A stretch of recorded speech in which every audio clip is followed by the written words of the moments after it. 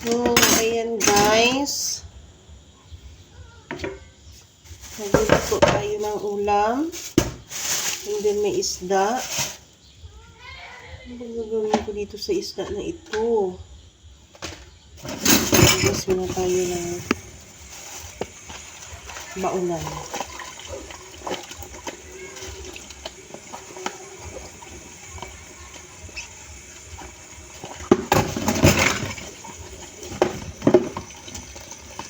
Ating paglalagyan ng isda. Lagay natin sa meron ko ngayon guys. Hinayang ako sa mga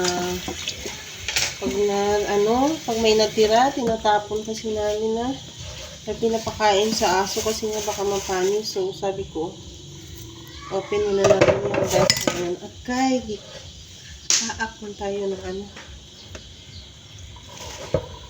ayan. Linisin natin yung isda.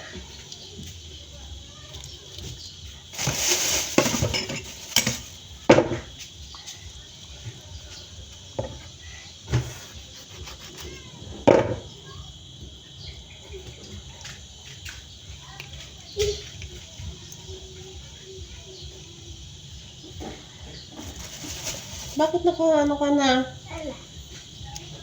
Bolis ka na. Maano pa yung isda. Sariwa pa talaga siya. Linisin natin at itago.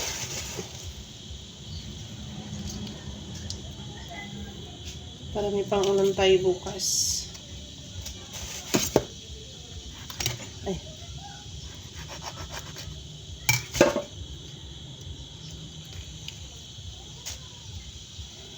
Dati yan si Kevin, inaasahan ko maglinis ng isda. Wala talaga akong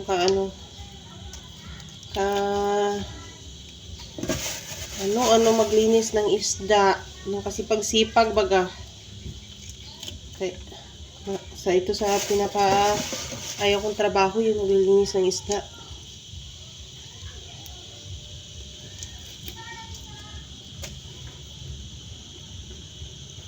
Ayaw ko kasi natitinik ako ng isda guys.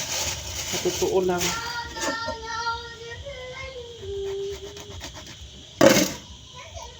Last time na naglinis ako, pero danggit naman yun siya guys. Ay, gusto niyo natinik na lang.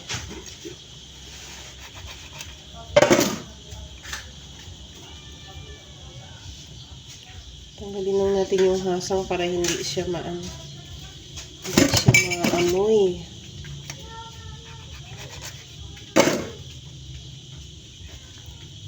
Para kapag iluluto natin ay malinis na siya, no? So, yan guys.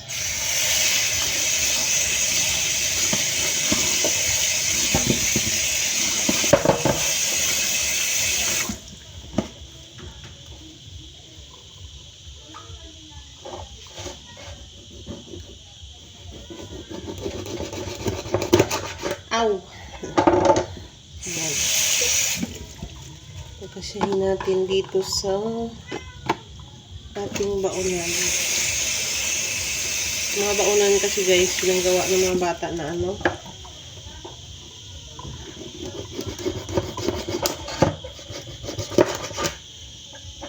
pinanggawa nila, lagyan na ng biskwit.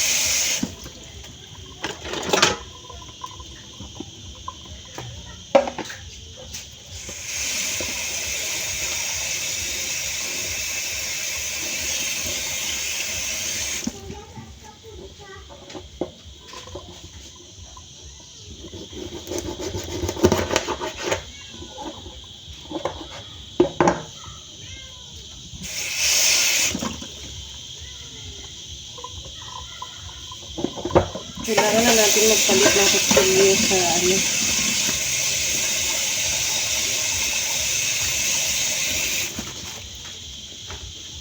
Medyo makulor na siya, guys.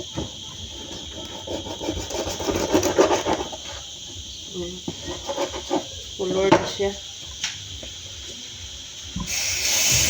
Daming lamok.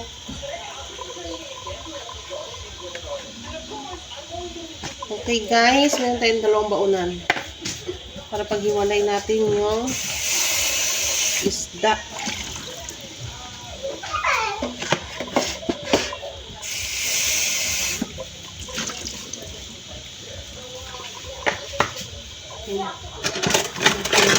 Takot.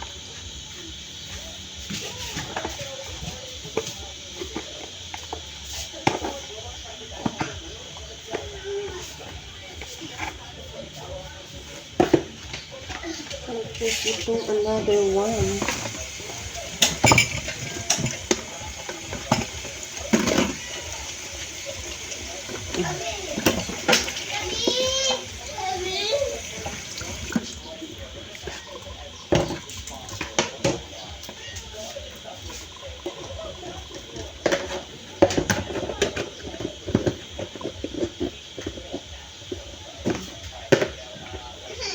Okay.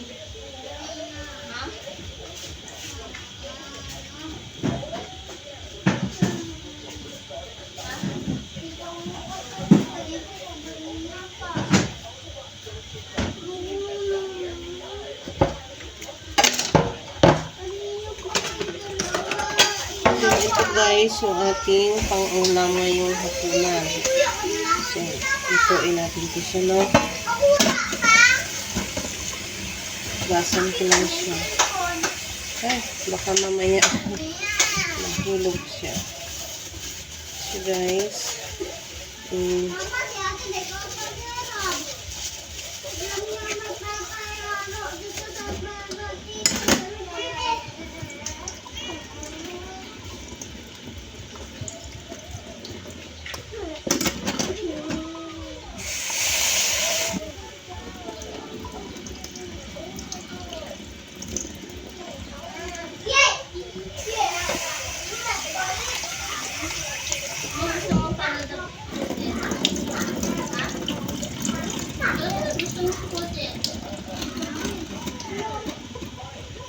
okay.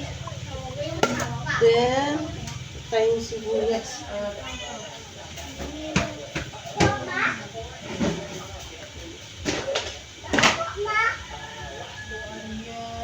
Bawang. Yes.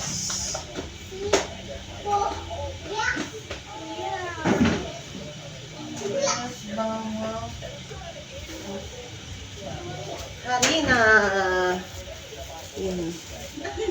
Lagyan natin ng egg. Oh my God. Tapos sibuyas. Hindi pa ako nakapagbili ng sibuyas, guys.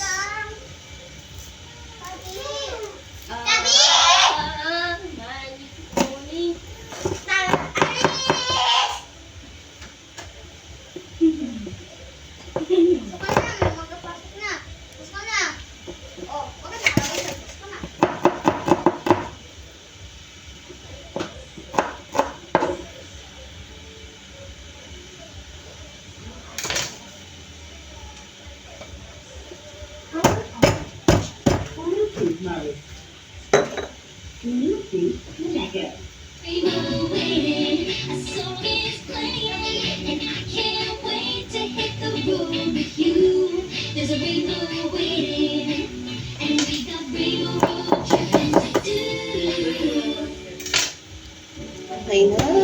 Lagyan na natin ng itlog.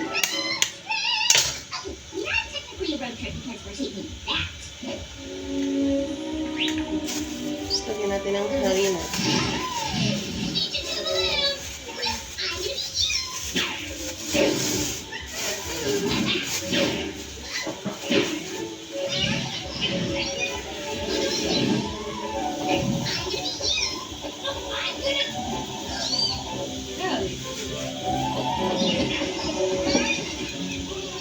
guys. Mekos-mekos na lang natin to at lagyan natin ng asin at saka magic sarap.